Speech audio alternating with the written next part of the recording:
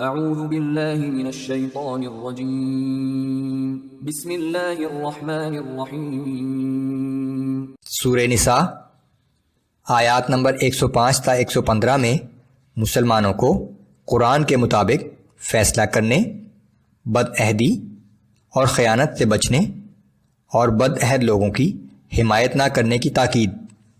اللہ کا احسان کہ اس کے فضل و رحمت سے مسلمان ایک موقع پر گمراہی سے بچ گئے، سرگوشیوں سے بچنے کی تاکید، سوائے یہ کہ کسی نیک کام کے لیے ایسا کیا جائے۔ اعوذ باللہ من الشیطان الرجیم۔ انا انزلنا الیک الکتاب بالحق لتحکم بین الناس بما اراک اللہ۔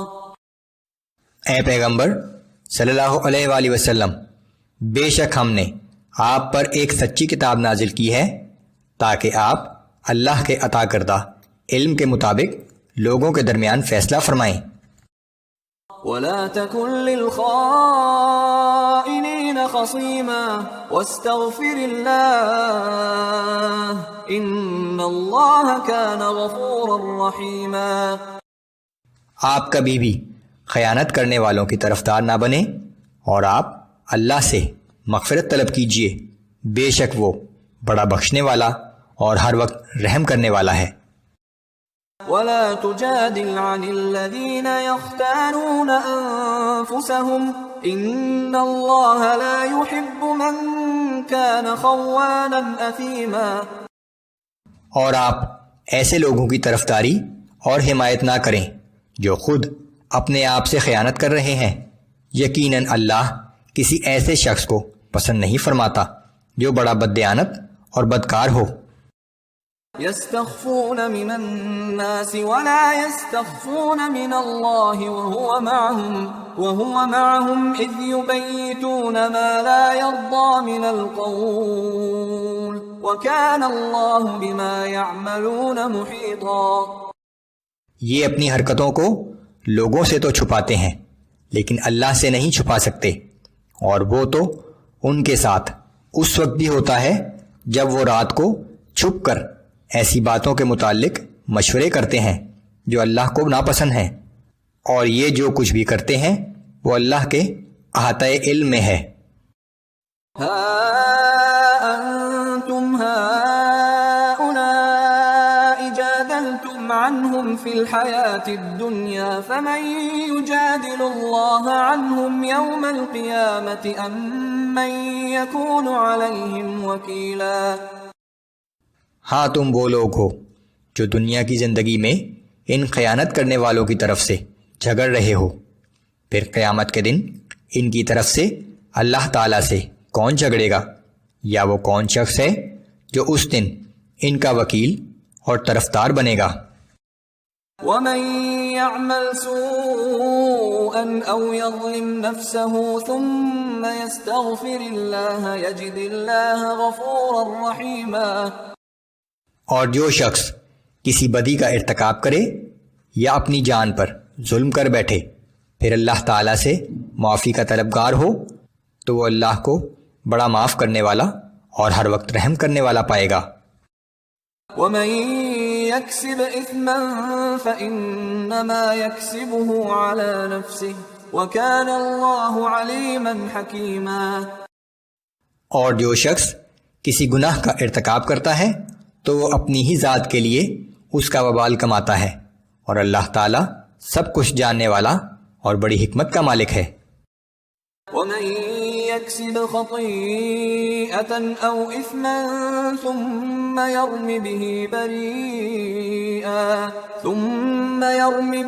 بَرِيئًا فَقَدِ احْتَمَلَ بُهْتَانًا وَإِثْمًا مُبِينًا۔ پھر جس شخص نے کسی خطا یا گناہ کا ارتکاب کیا اور اس کا الزام کسی بے گناہ پر لگا دیا تو یقیناً اس شخص نے ایک بہت بڑے بہتان اور کھلے گناہ کا بوجھ اپنے سر اٹھا لیا۔ ولولا فضل الله عليك ورحمته لهم طائفة منهم أن يضلوك. اور اگر اللہ تعالیٰ کا فضل اور اس کی رحمت آپ کے شامل حال نہ ہوتی تو ان لوگوں میں سے ایک گروہ نے آپ کو غلطی میں مبتلا کرنے کا ارادہ کر ہی لیا تھا. وما يضلون إلا أنفسهم وما يضرونك من شيء. در حقیقت یہ لوگ اپنے سوا کسی دوسرے کو گمراہ نہیں کر سکتے اور نہ ہی یہ لوگ آپ کو کوئی نقصان پہنچا سکتے ہیں.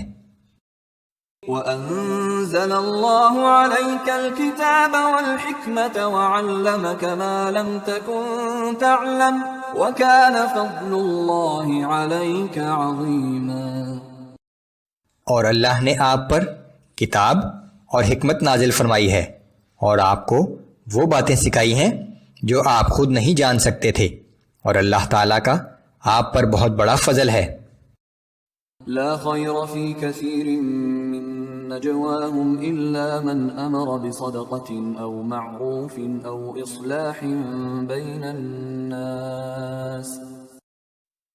اکثر لوگوں کی سرگوشیوں اور خفیہ مشوروں میں کوئی بھلائی کی بات نہیں ہوتی سوائے ان لوگوں کے باہمی مشورے جو خیرات کرنے یا کوئی نیک کام کرنے یا لوگوں کے مابین صلح و صفائی کرانے کی ترغیب دیتے ہیں. ومن يفعل ذلك ابتغاء مرضات الله فسوف نؤتيه اجرا عظيما. اور جو کوئی اللہ کی خوشنودی اور رضا جوئی کے لیے یہ کام کرے گا تو ہم اس کو عن قریب بہت بڑا اجر عطا کریں گے. ومن يشاقق الرسول من بعد ما تبين له الهدى ويتبع غير سبيل المؤمنين نوله ما تولى ونصله جهنم وساءت مصيرا. اور جو شخص راہ ہدایت واضح ہو جانے کے بعد بھی اللہ کے رسول صلی اللہ علیہ وآلہ وسلم کی مخالفت کرے اور مسلمانوں کے راستے کے سوا کسی اور راستے کی پیروی کرے گا تو ہم اسے اس کے حال پر چھوڑ کر اسی طرف چلنے دیں گے جدھر وہ خود مڑ گیا ہے اور آخر کار اسے جہنم میں داخل کر دیں گے اور وہ جہنم واپسی کا بہت ہی برا ٹھکانہ ہے.